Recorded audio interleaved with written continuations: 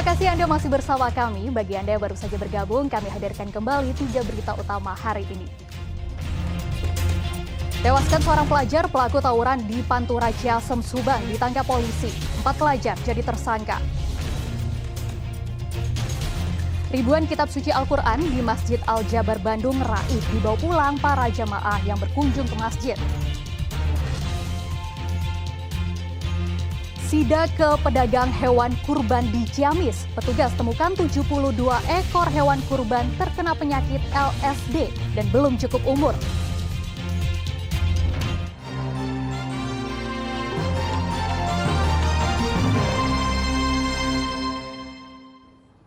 Ribuan kitab suci Al-Quran di Masjid Al-Jabar, Bandung raib dibawa para jamaah yang berkunjung ke dalam masjid.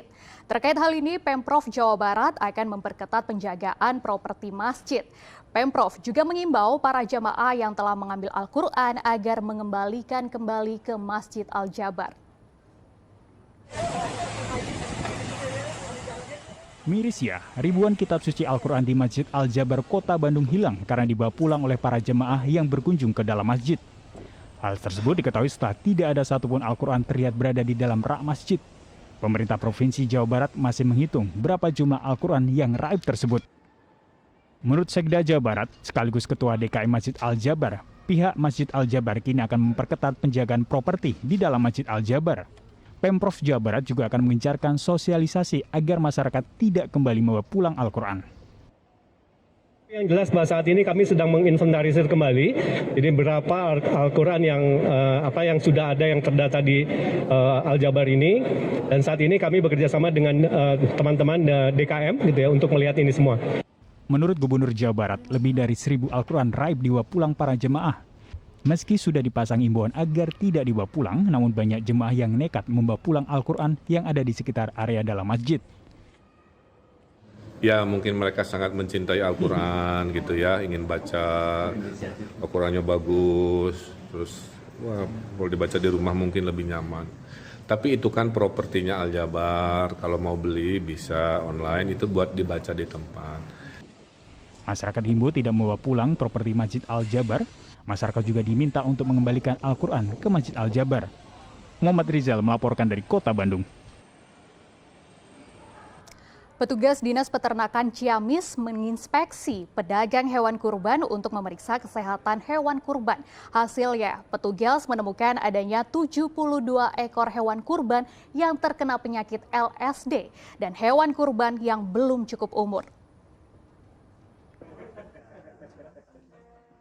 Petugas Dinas Peternakan dan Perikanan Ciamis secara intensif melakukan pemeriksaan hewan kurban ke lapak penjual hewan kurban maupun peternak. Pemeriksaan dilakukan untuk memastikan bahwa tidak ada hewan sakit atau yang tidak layak kurban dijual kepada masyarakat. Salah satunya petugas mendatangi pedagang sapi kurban di daerah Imba Negara Ciamis. Di tempat ini, dari 41 ekor sapi ditemukan 2 ekor yang tidak layak karena belum cukup umur dan sedang bunting. Sapi yang dinyatakan sehat dan layak maka akan diberi stempel berlogo S yang artinya sehat. Masyarakat yang akan membeli hewan kurban harus memastikan dulu apakah ada stempelnya atau tidak. Alhamdulillah ya, kepada yang sehat itu kami pada hewan kurban sehat kami berikan tanda stempel bahwa hewan itu benar-benar sehat. Stiker? Ya, termasuk stiker. Kan kalau stiker bisa copot, tapi kalau stempel mah akan berjalan kemana-mana. Laporan kasus lato-lato ada di 19 lokasi kandang. Total? Dengan jumlah total sebanyak 73 ekor. Kondisinya saat ini, Pak? Dan terhadap 72 ekor itu kami karantina dan diberikan pengobatan. Dari hasil pemeriksaan Dinas Peternakan ditemukan ada 72 ekor sapi yang terjangkit penyakit LSD. Sapi-sapi tersebut sudah dikarantina untuk diobati dan dilarang dijual. Eko Setiabudi melaporkan dari Ciamis. Untuk mencegah kenakalan di kalangan remaja, kepolisian di Kota Cimahi menggelar turnamen bola voli antar pelajar. Selain itu, turnamen ini untuk mencari atlet yang memiliki bibit potensial pada cabang olahraga bola voli. Sebanyak 30 tim perwakilan terbaik dari masing-masing pelajar sekolah menengah atas di Kota Cimahi dan Kabupaten Bandung Barat tampil dalam turnamen bola voli. Piala Kapolres Cimahi 2023 ini memeriahkan HUT Bayangkara ke-77. Turnamen digelar sejak 15 Juni dan berakhir 21 Juni 2023 di Gedung Olahraga Sangguriang.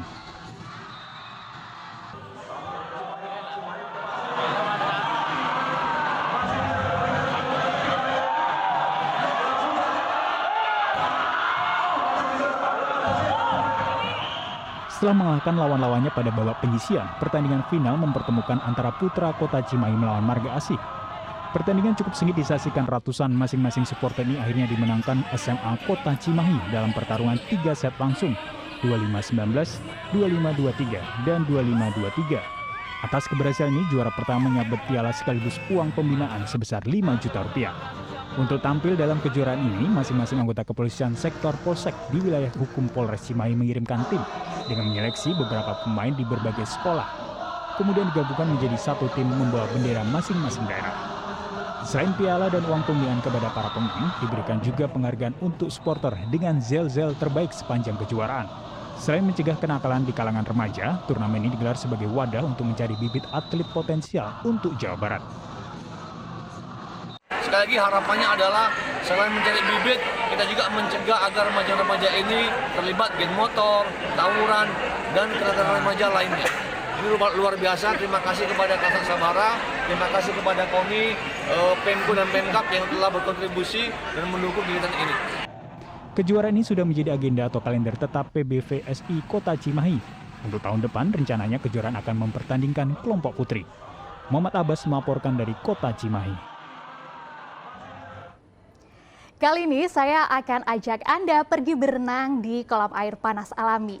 Ya, di kawasan Darajat Garut banyak sekali tempat wisata menawarkan kolam pemandian air panas. Kira-kira bagaimana ya proses terjadinya air panas tersebut secara alami? Berikut penjelasan selengkapnya.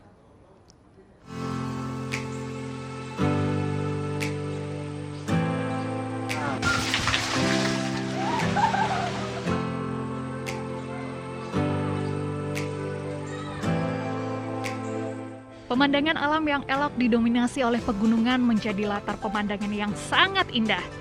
Inilah kawasan Darajat yang terdapat di Kecamatan Pasirwangi di Kabupaten Garut, Jawa Barat.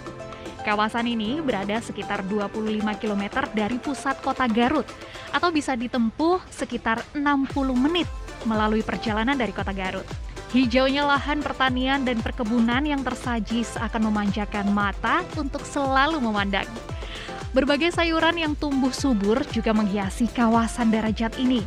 Pemandangan ini tak akan membuat perjalanan terasa jauh.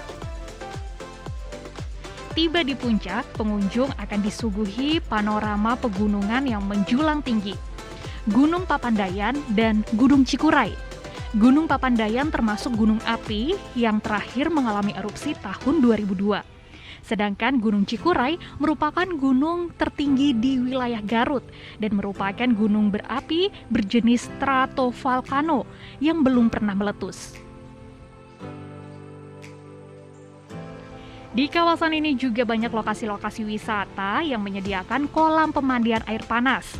Dari penemuan sumber mata air panas alami di kawasan Darajat, kawasan yang dulunya adalah perkebunan, kini dijadikan tempat wisata yang indah dan nyaman, dilengkapi beberapa kolam pemandian air panas. Nah, sumber air di lokasi ini bisa panas, salah satu alasannya karena lokasinya tak jauh dari kawasan gunung api. Air hujan atau air tanah masuk melalui celah pada permukaan bumi. Air tersebut mengalami proses pemanasan saat bersentuhan dengan batuan panas di bawah permukaan bumi yang mendapat pengaruh dari magma di mantel bumi.